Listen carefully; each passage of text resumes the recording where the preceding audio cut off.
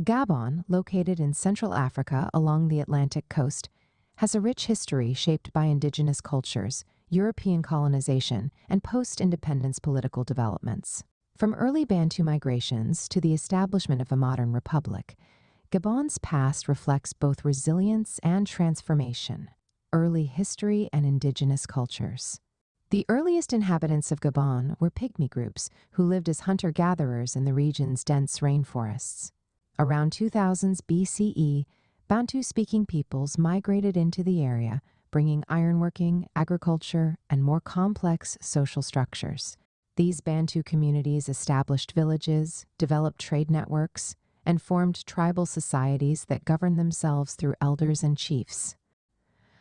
Among the prominent ethnic groups in Gabon today are the Fang, Mayene, Kota, and Punu peoples, each with distinct languages and traditions. Spiritual beliefs, including animism and ancestor worship, played a crucial role in these societies. The Bwiti spiritual practice, which combines indigenous religious elements with later Christian influences, remains an important cultural tradition. European contact and colonization. The Portuguese were the first Europeans to explore the Gabonese coast in the late 15th century, naming the region Gabão, meaning cloak in Portuguese, due to the shape of the Como River estuary. However, the Portuguese primarily engaged in the transatlantic slave trade rather than establishing settlements. By the TH and TH centuries, Dutch, British, and French traders also became active along the coast. Gabon became a hub for the slave trade, with European merchants working with local leaders to export enslaved Africans to the Americas. The trade continued until the 19th century, when European powers began abolishing slavery. In 1839, France signed treaties with local chiefs establishing a protectorate over coastal areas.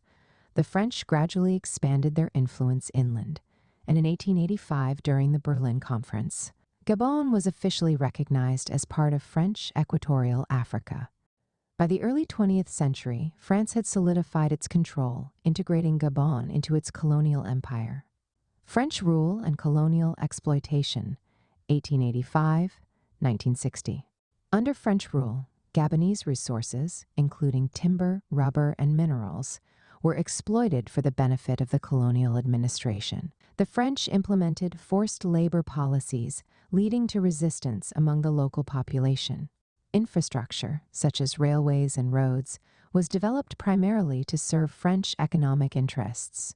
Christian missionaries played a significant role in shaping Gabonese society, establishing schools and converting many people to Christianity. Libreville, the capital, was founded in 1849 as a settlement for freed slaves and became an important administrative center.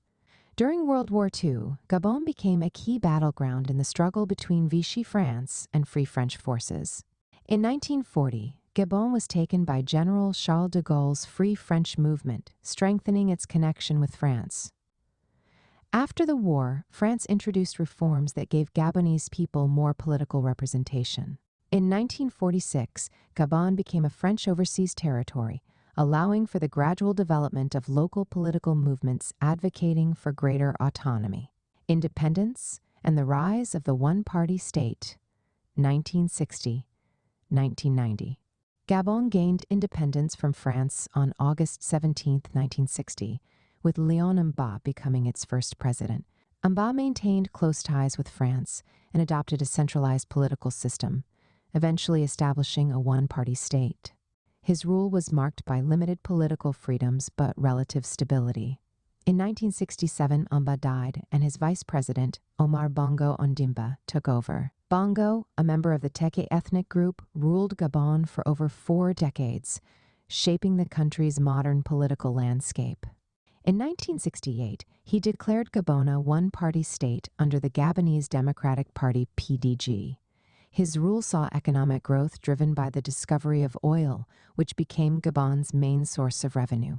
Despite its oil wealth, much of the population remained poor, as resources were concentrated among the elite.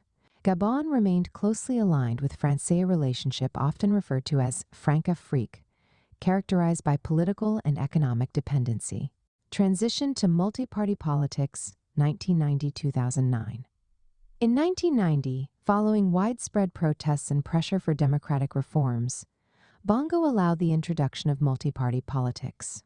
A new constitution was adopted, and opposition parties were legalized. However, Bongo remained in power through elections criticized for fraud and manipulation. Despite these changes, Gabon experienced relative stability compared to many other African nations. However, economic challenges, including fluctuations in oil prices and corruption, hindered broad-based development. Bongo continued to dominate Gabonese politics until his death in 2009, making him one of the longest-serving leaders in the world. The Ali Bongo era and recent developments, 2009-present. Following Omar Bongo's death, his son, Ali Bongo Ondimba, won the 2009 presidential election, continuing his father's political legacy. His presidency was marked by efforts to diversify the economy, reduce dependency on oil, and develop infrastructure.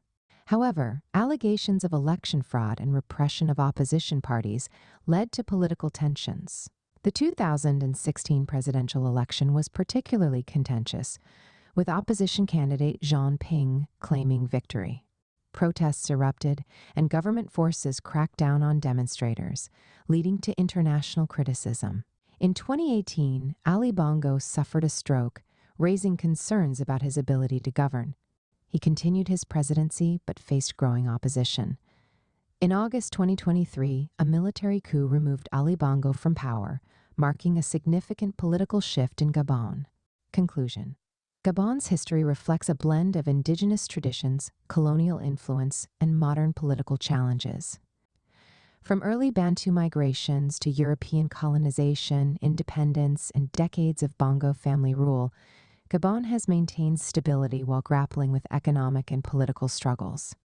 With its vast natural resources, including oil and forests, Gabon holds significant potential for future development.